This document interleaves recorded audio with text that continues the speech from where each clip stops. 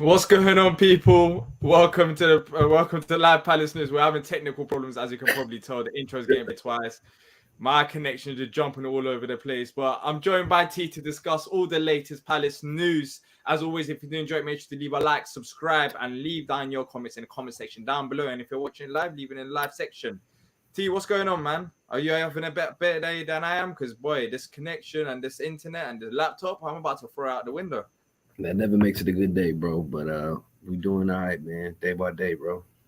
Yeah. Look, I was on here yesterday talking about a bit more exciting news, but today there's also news about the owners that we'll talk about once again. Harris and Blitzer taking the news form, being interested in other Premier League clubs, and also we're talking about Michael Olise. He's been nominated for an award, and there's some very good names around it. So we're talking about that, all of that, and more.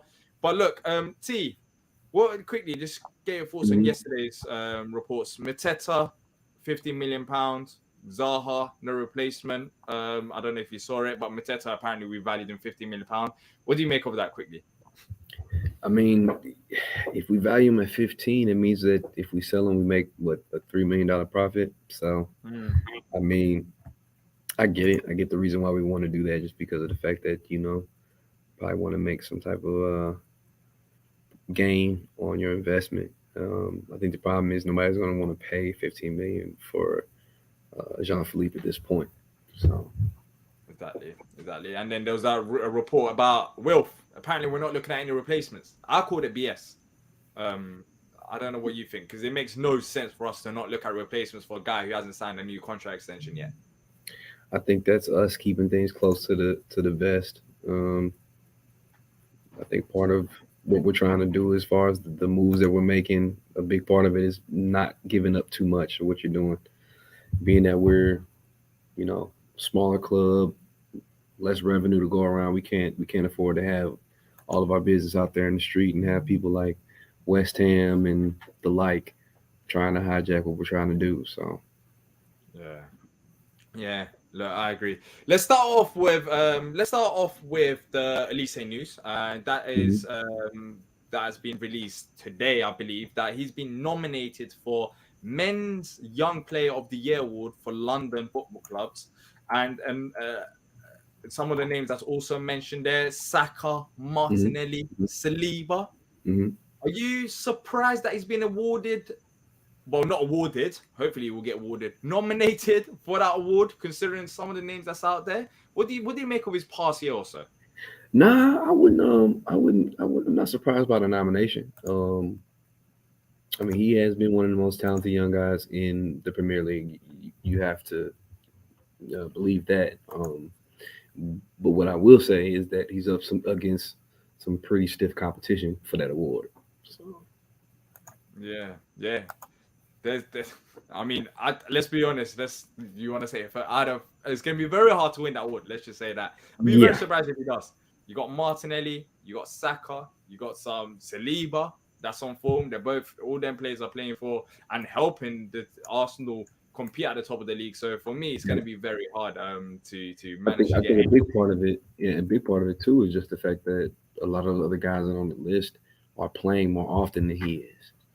You know what I'm saying? Like, the thing we got to realize is the last 2 years, or even the last year from Michael Olise hasn't been, consistent starting minutes. You know what I'm saying? I mean, for whatever reason, whether it be the competition amongst positions or, changes for tactical reasons, he hasn't been a mainstay in the starting 11. And that could possibly be the thing that probably holds him back from winning the award, to be honest with you, because maybe he does do better, look better than some of those guys if he plays as often as they are playing. But yeah. By the way, T, do you have access to the comment section? We're doing this live on air, but do you have access? Because my thing is lagging so much that I can't even. Yeah, I basically can't even go through them. Because it sounds like man, how you doing? Good. Yeah. Yeah, cool. You can. I think we're gonna sell Mateta too, man. Just as a matter of when and for how much. To be honest with you, I think that's the other thing we think about when we talk about the 15 million. I think the 15 million in January is that inflated price for what we see in the winter. You know what I'm saying? I don't think he'll go for anything near that in the summertime, but I think that was a little bit of an inflated price. So I don't think he's gonna go as well. For that much, especially. But appreciate the comment, Michael. yep. But look, we're having technical issues today, so we're not gonna go on for too long. So we'll keep it short and brief because I don't know what's happening. And it's frustrating me a lot. The fact that I can see everything, but it's just all in slow motion. It's like I'm stuck in a matrix.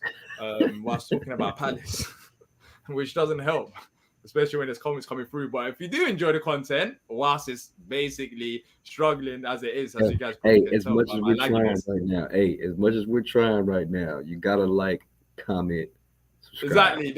For the Because dedication at least. hey, rain, hail, sleet, snow, we're here providing content. Whether Right now, what we're doing right now, as we're talking live, is probably like it's like driving a car with the tires basically on the verge of being burst. mm, But we're still snow and steady driving. wins We're the still race. driving. So you have to appreciate our efforts somewhat. But look, I thought we'll come on here to talk about it for a bit, and then Yeah. let's quickly mention as well, T. We haven't really had your thoughts about the ownership regarding what's happening with the owners. So there was a report yesterday, I believe it was from the Athletic, and that was that Harris and Blitzer, surprise, Mhm, waters wet, interested in another Premier League club. I believe mhm. the rumored Premier League club is both Manchester United and Liverpool.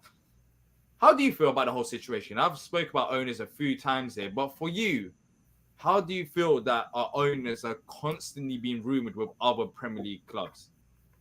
I think the word that comes to mind for me is toxic. It is toxic, man. It's really no different with players. You know what I'm saying? You don't want to have players on your squad, in your team, that are either just admittedly voicing their displeasure and wanting to not be a part of the team, or giving indications that they don't want to be a part of the team. So indications in this situation is the fact that they're interested in buying um, holdings in other teams. So it's just one of those things, man. It's just not a good look, man. Like, it's a toxic thing. Fans don't need to see it. The people that work as a part of the Crystal Palace Football Club don't need to see that type of stuff. You know, it's just not. And then, like, if it wasn't, it's let's say it wasn't true, just as just an example. If that's not really how you feel, and that's not really what you're interested in doing, why aren't you saying it?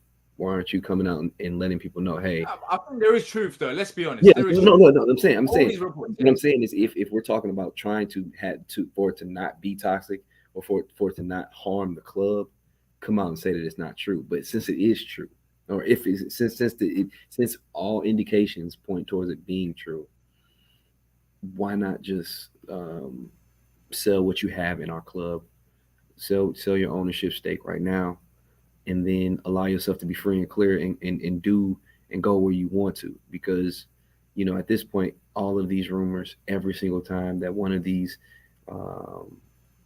high end clubs come up, our owners are always involved in wanting to buy, or in the news on wanting to buy. What other club has that issue? You know what I'm saying? Like, I just feel like, man, if you're going to be that interested in being somewhere else and owning somewhere else, just sell what you got here, and be free and clear to do what you want to do elsewhere. Yeah, and also if they were to leave, that it opens up a question of who comes in, because Yeah, you have yeah, that it has to be a buyer to a seller. yep, And for you, do you think that could potentially be Texter buying more shares of the club? 100%, 100%. I think he is, at any point from here in the near future. I think he's number one in the queue for wanting to do that, because he's made it evident that he wants to buy in more. So I think I'd be surprised that if he wasn't one of the first people mentioned. Yeah. Look, I've said it many times. I'd rather the quicker they leave, the better it is, because they're clearly not interested in the long-term future. Every single time I see anything about them, it's about them leaving. Just Yep. leave, go. Like, stop being interested. Go buy your steak or whatever you want to do. But But look, we'll see what happens. We'll see if they actually end up leaving or if it's all chat. I think it hurt. I think all these reports hurt them, and I feel like it makes no sense for them to stay at this point because they've literally lost the trust of many fans. Exactly. I mean, at a certain point, you do irreparable damage, and I think that really reached a boiling point when they were really in hot and heavy for Chelsea when Chelsea went up the center.